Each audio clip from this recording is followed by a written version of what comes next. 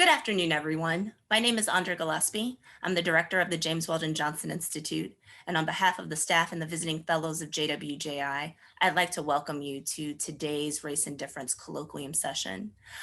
We hope that you can stay tuned for the whole talk. We'll have some great announcements at the end, but right now it gives me great pleasure to welcome Dr. Angelica Bernal for what I'm sure will be a very provocative and timely talk.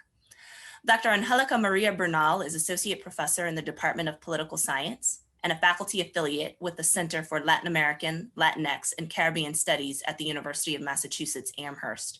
Her research focuses on the politics of foundings, refoundings, and constitutional change, resources extraction, decolonial theory and politics, and indigenous social movements and resistance in the Americas.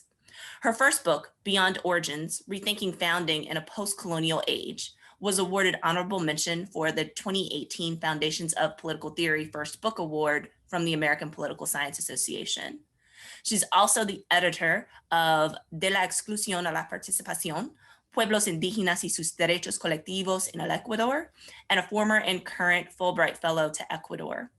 Bringing together a hemispheric and comparative theory approach, her new project centers on emergent philosophies of nature and anti-colonial resistance surrounding indigenous struggles to fight against natural resource extraction in the Americas.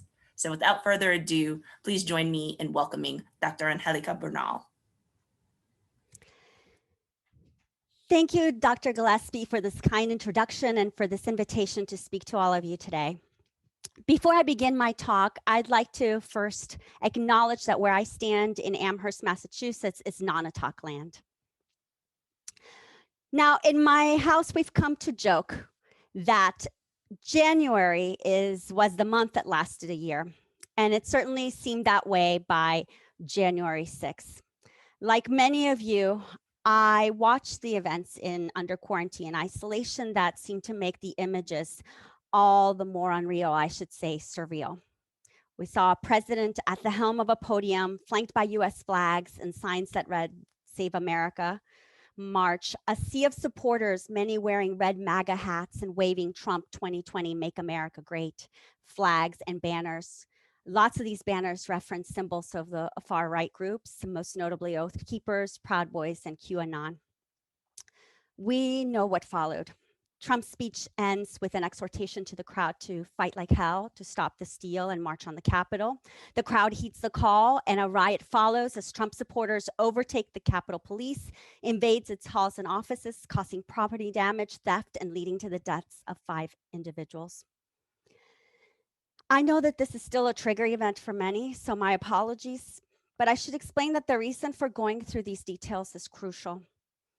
Because as I will talk about today, narrative and discourse is the battleground where struggles for power, authority, and legitimacy have and continue to be waged. Now, I learned about this quite early in a visceral way. As a Latina immigrant from Colombia, by the way people talked about immigrants and about how US history was taught to me in the 1980s and 90s. One of those lessons that struck me the most as an outsider, an immigrant outsider, was the story of the quote unquote American founding.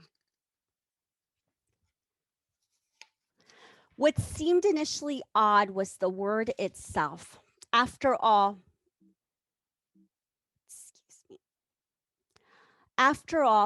I thought American referred to Las Americas, as in the whole hemisphere, all of us. But I quickly learned that it meant only the US and this. The notion of the American founding, for the US founding, invoked a vision of a heroic group of white men who, as the narrative I was taught told, were the wisest and best and who may have been divinely inspired to forge a nation and the world's greatest constitution and an act that was nothing less than miraculous. To quote a book that has been rehearsed and taught many times, A Miracle at Philadelphia. This is the civic narrative I learned to become a US citizen. Now, let me fast forward to the flurry to January. On the very last day of the Trump presidency, between the perverse flurry of presidential pardons and executions, his administration puts out the 1776 report. Written by the president's 1776 commission A panel of professors and lawyers associated with conservative organizations such as the Heritage Foundation. The report stated its aims as that of restoring for citizens a proper patriotic education by summarizing the principles of the American founding and the ways it shaped US history. In this restored master narrative, the 1776 report was to offer a counter to the New York Times Pulitzer Prize winning 1619 project, which retraced the US's origins to what is often called its original sin, slavery. The date, this alternate origin of 1619, marks a counter origin that dates the arrival on August 1619 of the first slave ship, which landed off the coast of Virginia, carrying 20 enslaved Africans who were sold to the colonists. In 45 pages, the Trump report moves through US history at a breakneck speed, following a very different historical arc, one that begins with 1776 and the Declaration of Independence, to cover what it takes to be the US's deepest challenges: slavery, progressivism, fascism, communism, racism, and identity politics. Professional historians immediately criticized it. American Historical Association director James Grossman called it a hack job and not a work of history. Emory and Rutgers history professor Callie Nicole Gross noted the reports, and I quote, dodge on the long-lasting harmful impacts of settler colonialism, enslavement, Jim Crow, the oppression of women, the plight of queer people, all of these as a true threat to democracy. BU professor Ibram X. Kendi stated that, and I quote, this report makes it seem as if slave-owning founding fathers were abolitionists. I wholeheartedly agree with these and other historians. The document is bad history. It's deeply also offensive. It argues that the compromises on slavery and the Constitution were simply a matter of practical politics, and that continued problems with racism are actually the fault of the civil rights movement gone wrong because they turned their backs on a colorblind society and instead made group rights claims based on race and protected identity status. In the time that I have today, I want to add what I hope is another important layer to the work of historians about why the 1776 report and others like it is problematic, why it matters, and what we can do about it. Mainly, I want to argue that the 1776 report and what it represents is not just a problem of bad history, but of a pervasive bad politics of foundings and refoundings. This is a politics of legitimation that impacts not just our view of the past, but of the political possibilities in the present. It's predicated on a fundamentalist view of the US founding that it uses to rally people in the present into action, attempts to legitimate the present by way of the authority of the past, and supports the production and reproduction of a racialized constitutional order by purifying founding origins, silencing and suppressing the past, its violences and injustices, and distorting how people understand radical change. I first developed this argument in my book, Beyond Origins. But I wrote this book before Trump came into office. So while Trumpism and the alt-right is not something that I had at the center of my thinking, it's astonishing to me how in the last few years have made it very evident the dangers of this politics. So what is this bad politics of foundings? To answer this question, I should clarify first what we're talking about with foundings. By foundings in my book, I meant to capture two things. First, and here I hope to capture that in the cover of my book, is the idea of founding, which we often see with a capital F, which is the historical event. And this is perhaps what we're most familiar with. That's the founding that's supposed to be this moment of birth, of historical origin for a country and its people. But it's also something else. And this is founding as a verb, as a type of political action. So something that just doesn't exist in the history books in the past is an artifact of history, but is an extraordinary category of political action that takes shapes in constitutional democracies, particularly as an extraordinary kind of political action in the name of a figure, the people. The philosopher Hannah Arendt referred to this as the setting into motion of a radically new beginning in a political body. Now, there's a deep problem and something we often take for granted about foundings. When we think of foundings, we often think of this. We think of a date. We think of a singular moment that's supposed to be the origins for a people, like a birth of a nation, a birth of its laws, its constitutions, a revolution. And like a birth, it's supposed to be fixed in space and time, marked by this date. We see it in not just the founding of countries, but we see it in buildings and cities and townships. It's a moment that is, as a moment of origin for a political community, supposed to be like a big bang, which sets off into the political cosmos all the matter and compounds for political life. Before this alpha, there is no people. It brings this people into being. In this moment, it binds the people for generations to come. And while God doesn't bring the political bang bang into being, what does is these founders who are treated like demigods. It's a common view that I call the authoritative beginning. It's a view that is at the heart of what we're often told what it means to be a good citizen with a collective sense of identity and linked fate. It inserts citizens into a shared political lineage that unifies them across time to a shared political project. As a shared point of political origins, it provides answers to fundamental questions about where we come from and in times of crisis, where we must return. This common view is invoked constantly by social movements, by politicians, civic histories and rituals, public commemorations and monuments, and other symbols and practices in civic life. It's long been with us, but I want to now argue that in the last 4 years, we've seen perhaps more clearly why it's problematic and the dangerous stakes of those problems, mainly in unleashing a pernicious racialized politics of founding and refounding, not something that we haven't seen before, but something that we're seeing reappear and in a virulent way, and which has transformed and will continue to transform our political landscape in ways that we are just beginning to grapple.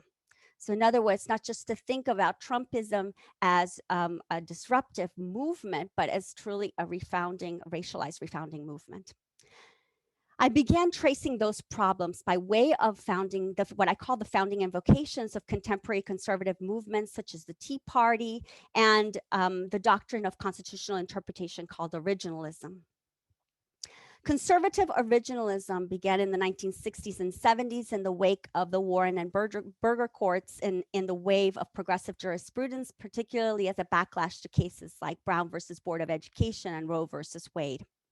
By the 1980s, originalism had taken on a public dimension through the Reagan administration, their advocacy for a jurisprudence of original intention, and the appointment of conservative judges to the bench, creating what has become a blueprint for the strategy of the later Trump administration.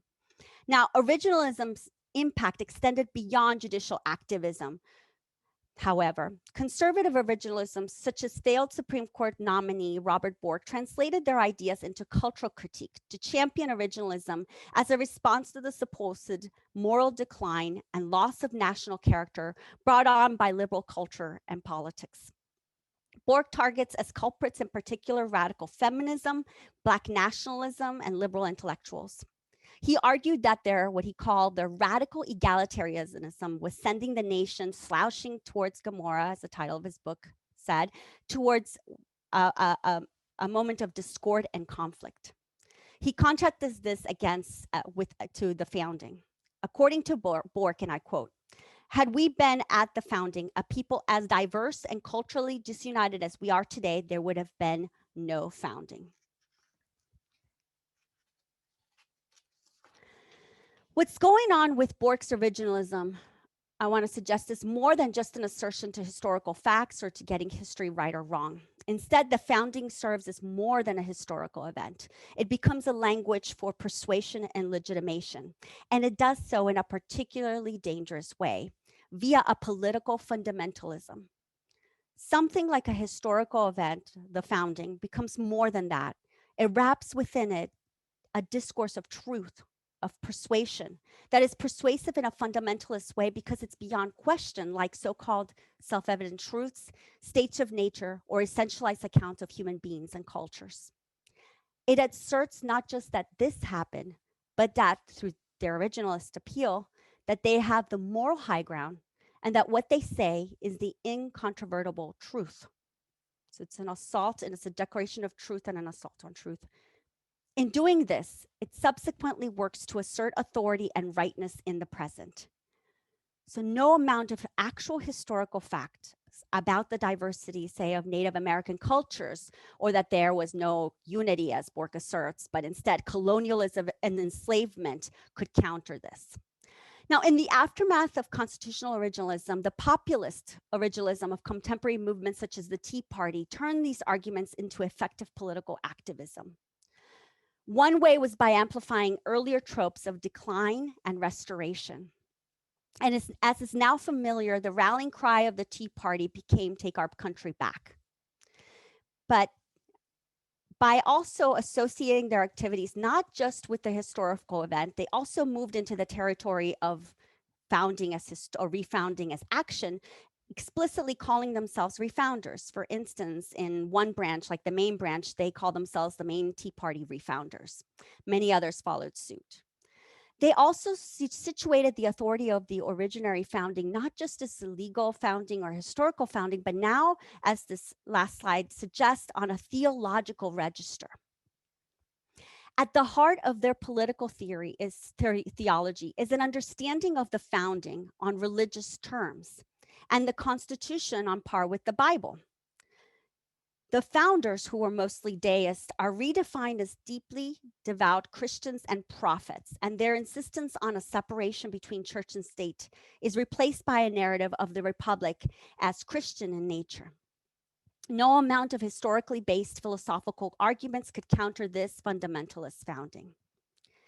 In this, populist originalism has done something that we've seen dangerously amplified today: situated those that subscribe to it not just now, not only as morally right over their opponents, but as righteous true believers. Now, fourth are its clear historical racial underpinnings. The vision of the past that the Tea Party conjured was not ahistorical, as others have contended. True, they get a lot of history about the founders wrong, but they do get their racial underpinnings right. What they seek to restore and long for is the time of the founders, when white men ruled and the interests of whites were at the core of the Republic, its laws and institutions. Moreover, these racialized underpinnings are expanded beyond the original sin of slavery to contemporary immigration, and with it, the Republic's other original sins: colonialism and imperialism.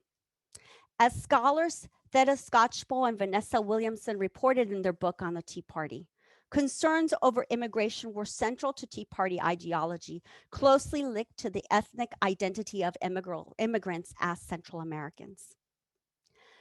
What's become clear the last few years is that all of this has exploded via Trumpism.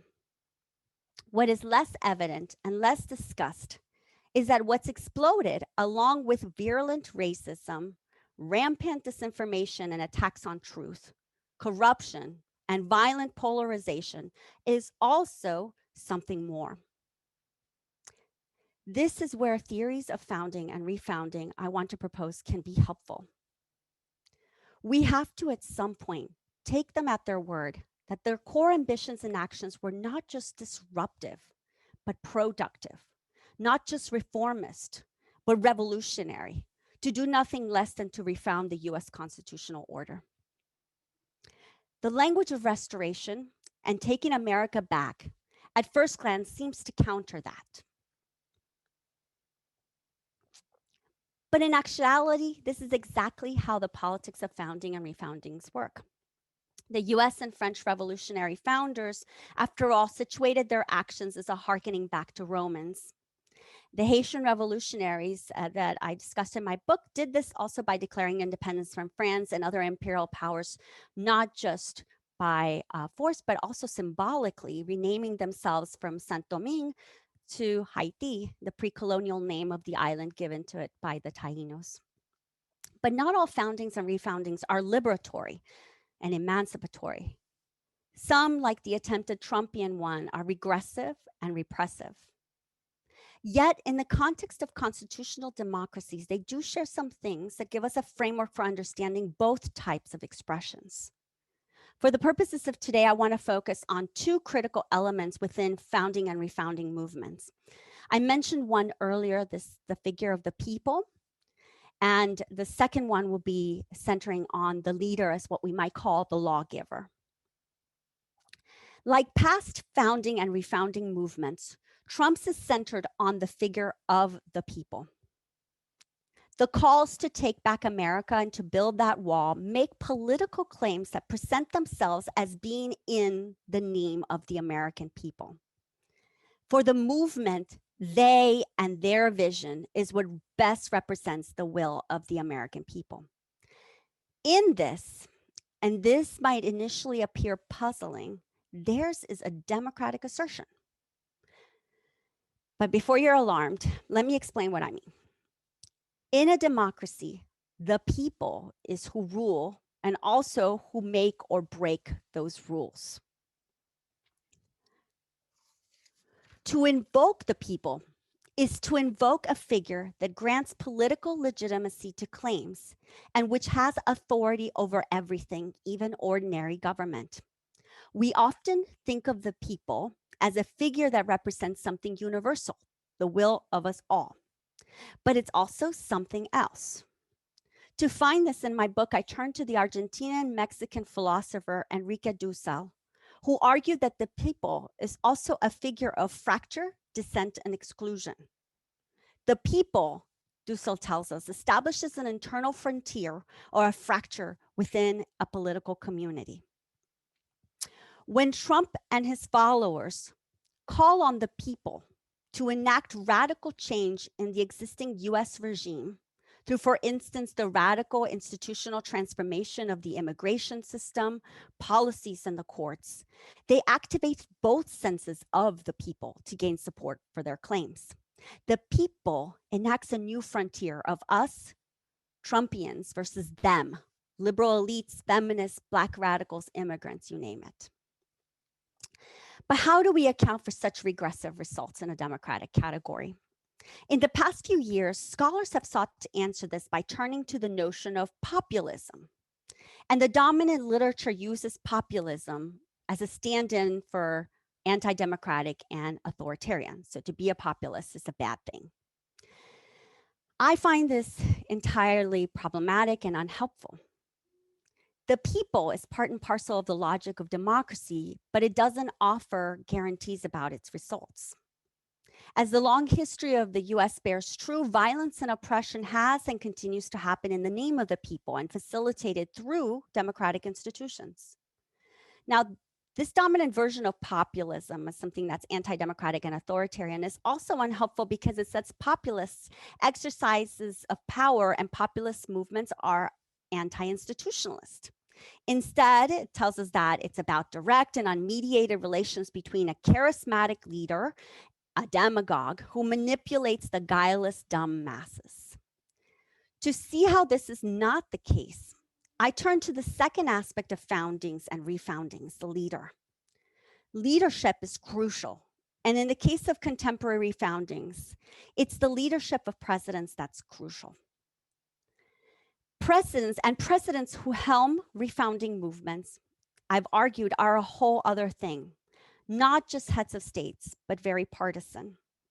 They see themselves and act not just as representatives of the public good, but of a very particular movement with specific extraordinary purposes to reconstitute an order.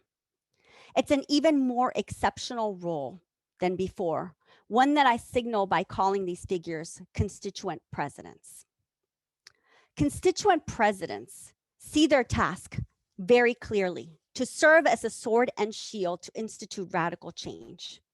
In this, they bring to mind the image of associated with historical and biblical founders, the lawgiver. The lawgiver is said to be superior to and outside regular politics. The traditional argument for this is that such a figure, the superhuman outsider, would be more impartial And they would supposedly leave the regime after the job was done, at least in the mythical account. Of course, this has never been the case. The benevolent lawgiver was always a myth. But this trope does help to bring some things into relief. The lawgiver comes into play to do something that the people supposedly can't do for themselves. To examine what this means in real world politics, its promise and its perils, in my book, I examined the relationship between leaders and the people as it played out in the refounding processes set into motion by constituent presidents in Venezuela, Hugo Chavez, Bolivia, Evo Morales, and Ecuador, Rafael Correa. In this part of my talk, I want to discuss one of these, which was the focus of my field work, the case of Ecuador, and the lessons it has for us in relation to the case of Trumpian politics of refounding. But before I do so, I have to clarify importantly what I don't mean by lessons. Since Trump came into power, the images of these leaders, especially Chavez, have been brought up time and time and time again. One headline in the Washington Post called Trump the US's first caudillo, a term associated with the figure of the Latin American strongman. Another in foreign affairs called Trumpism the Latin Americanization of US politics. Now, these headlines for me are offensive, and as well as they're wrong. They rehearse cultural stereotypes, but they also get a lot of it completely wrong. Unlike the Trumpist movement, these movements under these leaders had liberatory and decolonial aims. They sought to transform existing structures that had largely been controlled by economic elites to serve the unmet needs of the rest of the population. To understand this important difference with Trumpism, it's important to understand Ecuador's refounding process and that it had its beginning in a way that was very different than the movement with Trumpism. And in the case of Ecuador, its beginning was with the country's indigenous movements.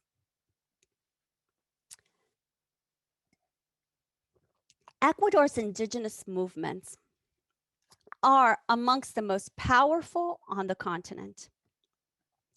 Emerging as a national movement beginning in the 1990s, the movement has radically redefined the political landscape in Ecuador.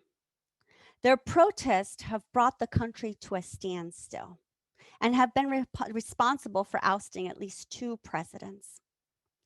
They have succeeded in creating their own political party, Pachakutik, which in the indigenous Quechua language means revolution. They have elected members to office and just this year advanced a nearly successful presidential campaign. They also, since the 90s, linked their project to one of refounding, specifically through constitution making. Their efforts succeeded in the late 90s with the writing of the 1998 Constitution, which is the basis of my earlier work in Ecuador, and then most recently with the 2008 Constitution. Now, they began proposing this in 2007 through the proposing of a constituent assembly to redraft that as a way of addressing the ongoing legitimation crisis in Ecuador, brought on particularly by a neoliberal administration and its shock doctrine politics. Now, Ecuador's contemporary refounding movement originates with the indigenous movement. They began proposing that idea in 2006, 2007. But what happens is that it's subsequently co-opted by a would-be presidential candidate, Rafael Correa. An economics professor and former minister, Rafael Correa did not arise from the grassroots of social movements or its activism, although at the beginning he did have some social movement support, grassroots support. Part of the support turned on the belief that he would successfully channel public discontent at this ongoing economic crisis brought on by neoliberal governance and ongoing dire states of poverty and the ongoing exclusion of vast segments of the populations from governance. And in many ways, he was able to do that successfully. At the moment, the indigenous movement had had been more divided and had been delegitimized because of its association with a previous president, and as members of that president's cabinet, and that president was later ousted. So the indigenous movement has sort of lost their status as a central, highly legitimate, highly potent social movement at the time. Correa was able to capitalize on that and instead serve as the channeling force to gather a lot of public sector movements and gather public discontent and channel it into what he started calling the citizens' revolution. Now, the idea of the citizens' revolution was that it was supposed to bring to Ecuador 21st century socialism, so harkening back to the plan of Hugo Chavez in Venezuela, and to decolonize existing structures by also increasing levels of participation, dealing with the issues of poverty, and just really radically rethinking the purpose of government and its economics and all of its institutions. Now, along with the tactic of organizing and channeling discontent into a movement, Correa's leadership style and rhetoric was characterized by a deeply Manichaean set of discourses that began to redraw Ecuadorian politics with an us versus them, enemy versus friend kind of logic. Correa positioned himself as a political outsider who represented the us. And now us meant the people, both the people, but also the people as all of us who are the non-elites and who have been excluded and marginalized. Now, I believe Correa's role initially was an important one, at least in the case of Ecuador. It was able to importantly rupture through existing corrupt structures that were controlled by elites in order to make way for a movement towards true change and greater inclusion. Indeed, the results of the Constituent Assembly in the 2008 Constitution was one of the most progressive constitutions in the Americas. It yielded important innovations, included expanded rights for indigenous and Afro-descendants, women, and an important innovation. It became the first country in the world to give nature constitutional rights. This is the idea of the rights of nature. It was also an incredibly historic Constituent Assembly that was democratically elected and highly participatory and transparent. But here is one of the lessons we can glean. Once a constituent president is unleashed, it's hard to reel it back. One deep problem comes with a president positioning themselves as the central conduit for the will of the people. The best way to understand that problem is to think of it as a metaphor. It becomes kind of like a black hole that absorbs everything, institutional checks and balances, as well as restraints by other actors, including other actors from their own party. Now, the second lesson pertains to violence. In the case of a president that links themselves directly to a refounding movement via polarizing discourses of us versus them, friend versus enemy or foe, the results can be catastrophic. It can be catastrophic, particularly in terms of public discourse and the public sphere. We see this catastrophe in the squashing of dissent, the criminalization of protest, and the unleashing of violence. With the political field redrawn continually and persistently as a struggle of us versus them, the enemy comes to define more than just elites. In the Ecuadorian case, them subsequently became the indigenous movement when it began to sharply criticize and protest against Correa's policies to increase extractive activities. Ecuador, for a long part of its contemporary history, has been deeply dependent on the revenues of extractive industries, primarily petroleum. But with the Correa administration, it made the move to expand that extractive frontier from not just petroleum and opening new areas, intangible protected areas in the Amazon, to now opening new sectors like large scale mining, for instance. Part of the rationale Correa and others had argued is that this would be the way in which you would lift in a poor country like Ecuador, you could lift millions out of poverty. And in fact, it did for some period of time, but it came at a cost. The cost borne disproportionately by indigenous people, particularly those in Amazonian regions who were more directly impacted by pollution, disease, and displacement that could have been caused and continue to be caused by these extractive industries. At the moment of this writing, this continues to be actually a double, if not triple pandemic that indigenous people in these territories are facing, not only with its government's failed plans to address the COVID pandemic for indigenous populations and the potential new genocide faced and ethnocide faced by COVID, but also that impact of extractive industries which were declared as emergency industries and therefore permitted to operate, as well as oil spills that have happened that have polluted rivers and contaminated people's water and food supply. So this is continued to happening to this day. Now, their critiques put them in a them category. For Korea, it also became a very highly racialized category.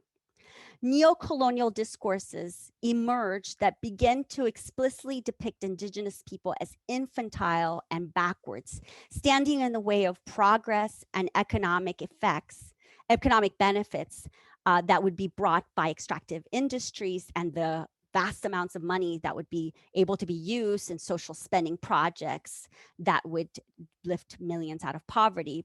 So they were standing in the way of the people, of the rest of it. So there are now, in this logic of the president's discourses, they were situated as not just infantile, backwards, but also as terrorists, and hence enemies of the people and the state.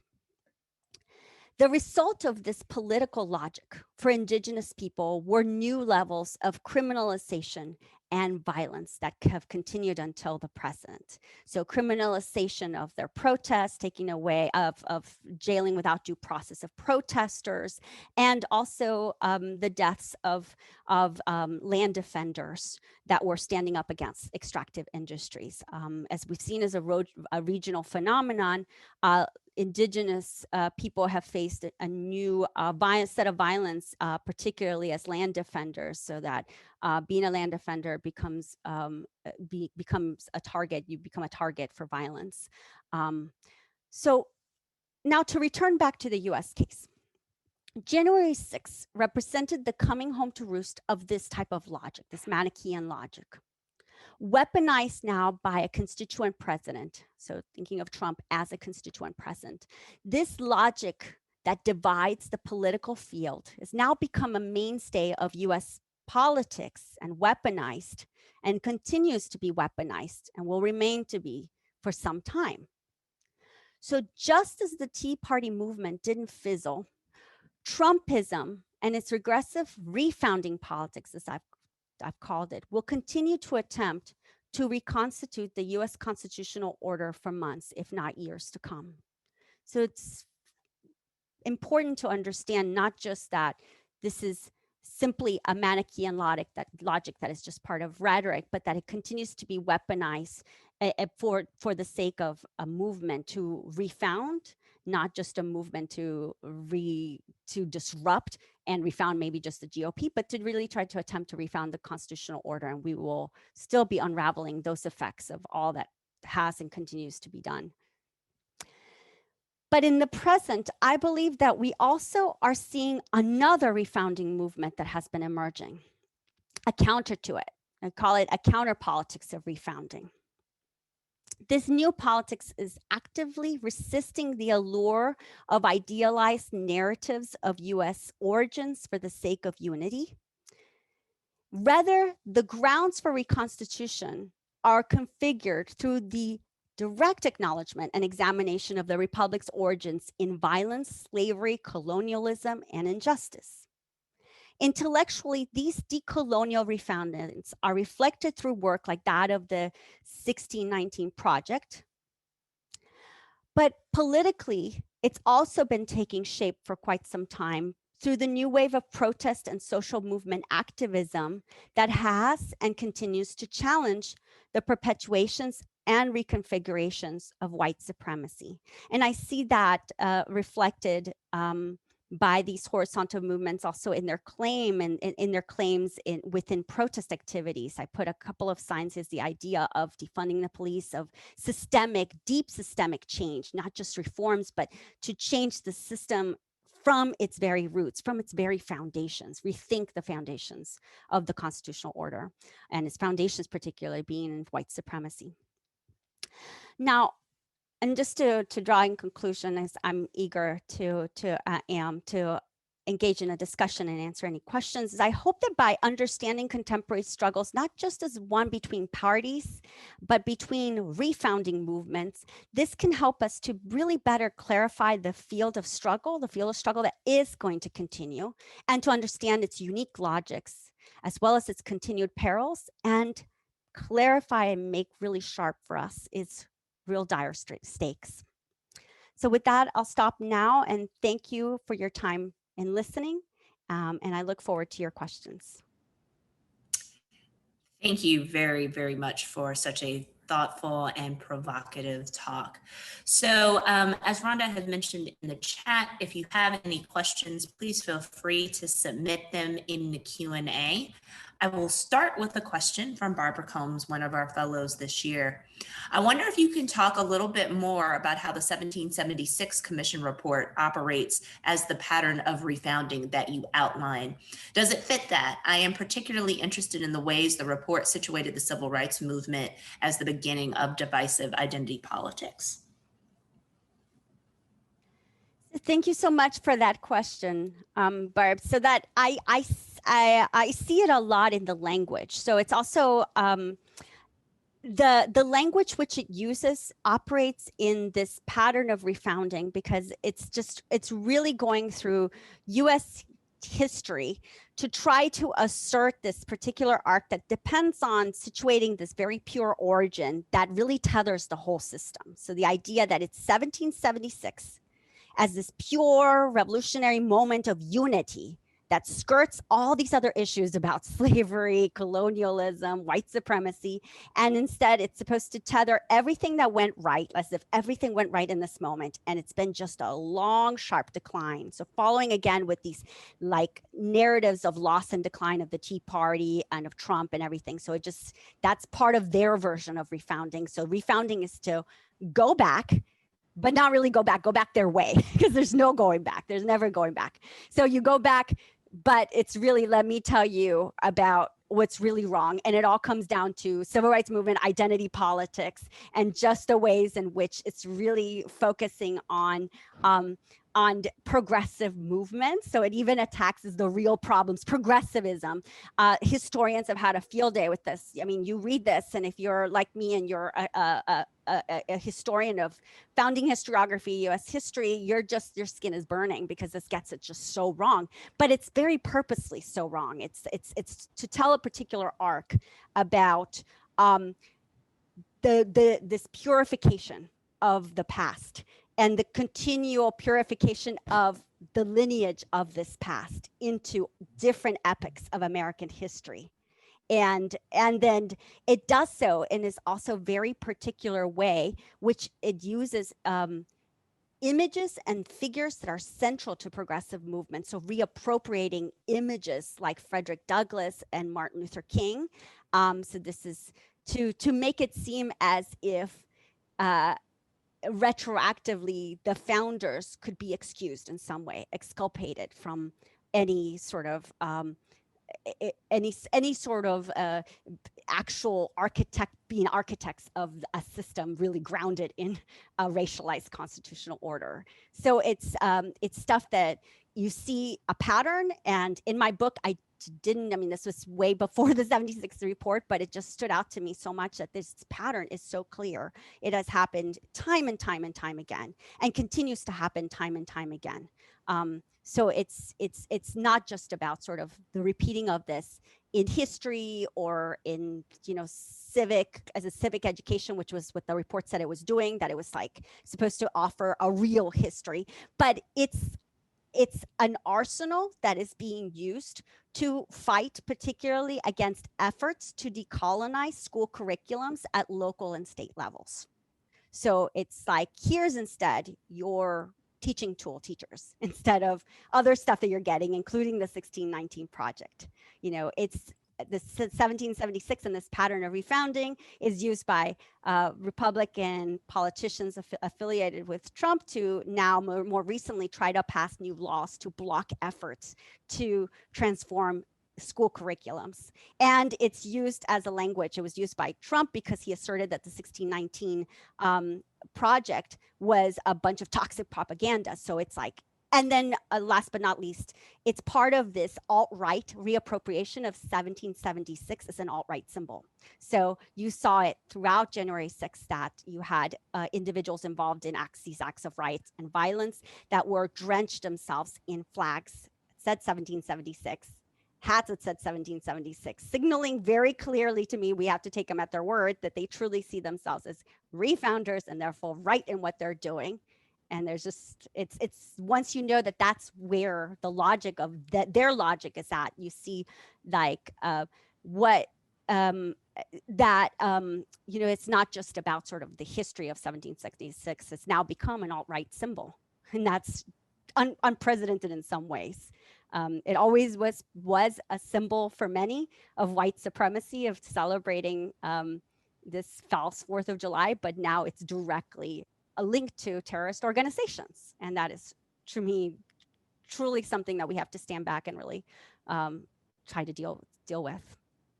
So thank you for that question.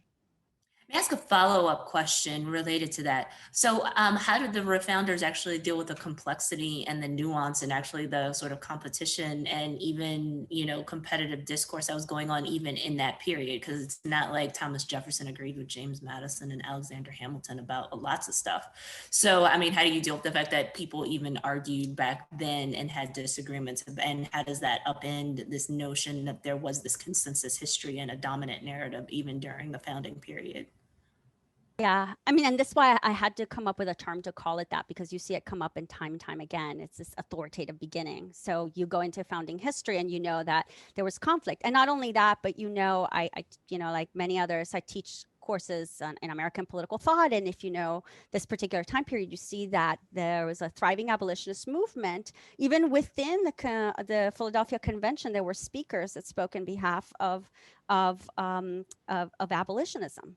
So as early as that, you had central figures like Thomas Paine that rejected slavery. This was not, you know, just like the founders were an artifact of their time, and they really didn't know that they were doing something wrong. They did. It was just a matter of economics, and this was a profitable enterprise. So the authoritative beginning comes in as this way to really squash this. And in my book, I go into a little bit more detail about this, because this idea of this purified founding is actually not something that happens at the time. It doesn't even happen later. It happens in late 19th century, and in fact, more in the towards World War I, where you begin to see the actual terminology of American founding begin. Before that, it didn't exist. So it's very linked to American nationalism, the reconfiguration of the American nation state, and it's sort of positioning itself in new imperial ways abroad. So it's terminology that is very much, and this idea of the pure beginning is constructed sort of retroactively, like looking back in the past, and then all of a sudden it's like everything is flattened and there's no conflict, there's only agreement, and all of this is good, you know? Wow. So the next question is somewhat related. So our fellow Francine Allen asks, can you explain how you see refounding politics making its way into how young people are taught history in the United States? Yeah, I think one of those is it, and this is where I think I still see the difficulties that we have in thinking about founding and refounding as vital present action that happens in much more plural ways than we tend to think about it, because of just how sedimented and entrenched this idea what a founding is and this purified founding became in the 20th century and into the present, and how much more revitalized it's become. And for me as an immigrant, it's really strange to see, because in Latin America, we have a history of multiple constitutions, constant rewriting of constitutions. So the refounding is like very, very, very vibrant and alive. In the US, part of US exceptionalism, I would argue, is this idea that somehow there's the stability of the system is tied to having a singular constitution. You wrote it once, and then therefore, because you only wrote it one time, the system has somehow stayed stable. That's wrong. And there's plenty of constitutional regimes. Just because, you know, the Constitution has changed in different ways, even if the text is, you know, in some ways one. So it's just part of this fallacy. And so you see that seep in with this difficulty in saying, you know, the founders are not just the Jeffersons and the Madisons. There's plenty of other figures, even beyond the traditional canon of white men, that were also critical to thinking and generating ideas that were central to the foundations of this country, that were the challenges to the system. I would name abolitionists. From that very foundational moments were critical to that. I would also name, you know, the forgotten founders, often indigenous groups that were important, like the Iroquois Confederation, in coming up with ideas about treaty bases and confederation. All of that just gets sort of thrown out. And then also the idea that founders continue. That, so the US is like, you have one set of founders, but the reality is that alternate theories of foundings tell you that there's just multiple founders. The system needs that. You have multiple refounders, and they're not just sort of the top down, the Abraham Lincolns or the sort of the state figures. It's also what I argued in my book, sort of the more bottom up figures that come up. Because how do you recreate a constitutional order? And it's not just legal ways, but it's symbolic ways and political ways. It's through these tug of wars of various groups that have happened in not just sort of the top down way, or through Supreme Court decisions, or through the rewriting of constitutions. That would just be, you know, not enough to hold the real transformations of a system. It has to happen also bottom up in the capillary ways in which social movements throughout. I'm happy to talk a little more about this, but in my book, in one of the chapters, I go into a little bit more detail about this and unpacking one of the periods that we consider a refounding in the US, which is the civil rights refounding, and in the way in which that narrative has been taught and appropriated in this, both by conservatives and liberals. You see its appropriation by the 1776 report as a very black-white narrative. So the narrative of like the civil rights movement as, you know, the civil rights movement for Black rights, rather than the sort of bigger picture of all the various groups that were within and working in conjunction at the same time to re-articulate, to challenge the idea of who belongs in the people, who are we the people, and to try to challenge existing structures and their exclusion and marginalization. One of those groups that I looked at in my book are Mexican Americans, and the ways in which, and particularly in one case that I look at, Mendez versus Westminster, if you're interested, was a critical case for before Brown versus Board of Education in challenging separate but equal, and in being a case where the NAACP and its lawyers were able to try out for the first time a lot of the arguments that they would later use in Brown versus Board of Education. And it also involved Warren as governor of California before he became a Supreme Court. So you see that if you get into the weeds of that the founding is not just Brown versus Board of Education. It is all these other capillary movements and cases, including by Mexican, in this case, Mexican American parents in Orange County fighting against their children's school segregation, and other parents, and doing so successfully. So it's a long answer to say it's sort of also this bottom up. And that's why we have to turn our eyes to also social movements, both the regressive and the progressive ones, to understand refoundings. And this doesn't get taught enough. We don't get this. We get sort of the large, great people of history, story of his that's taught to young people in schools still. Thank you. So the next question is from Paula Richards. Thank you very much for providing such a rich context for understanding the January 6th insurrection. I'm very interested in the artwork behind you. Would you say a little about who made it and what purpose is it designed to serve? Thank you so much for asking that question. That is made by my partner, Toby Barnes. And so some of these pieces are batiks. So my partner is, artwork is Thai American inspired, that takes on some of these traditions and Southeast Asia of batiking and mixes it with contemporary iconography.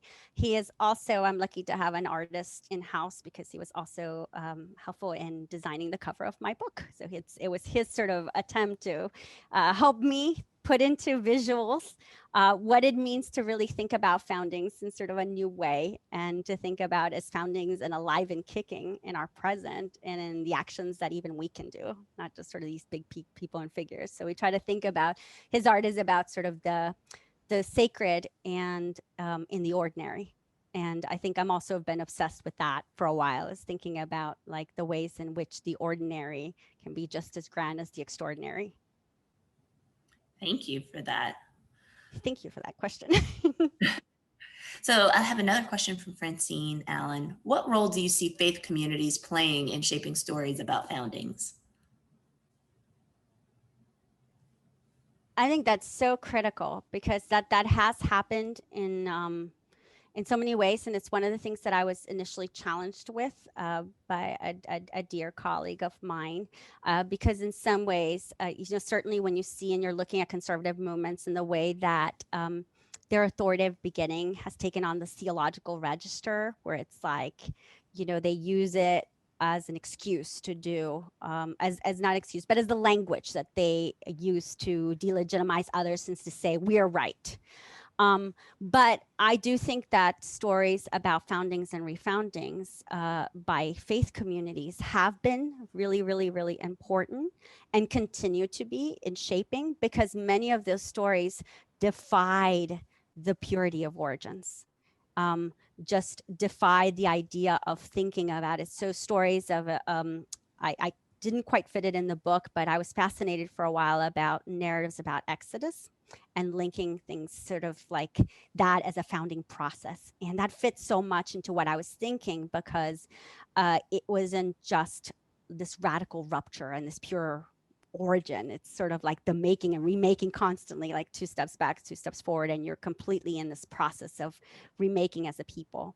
But I'd definitely be interested to see how it's going to play shape today, particularly because that's kind of the battleground that's been drawn now by the alt-right and the conservatives. It's almost like that they own the theological register, and the theological register for them in terms of foundings becomes really regressive.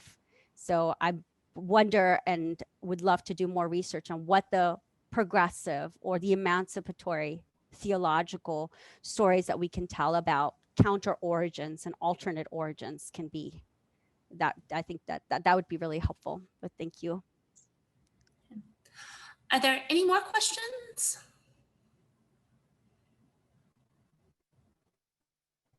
So I will wait a minute.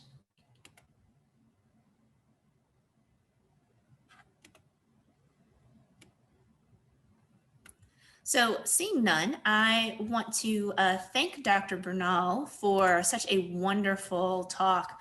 And so I look forward to watching this again when it's posted to YouTube in a couple of weeks, but this was fantastic. I know you can't see us, but we're all applauding. And so we really are grateful that you're here.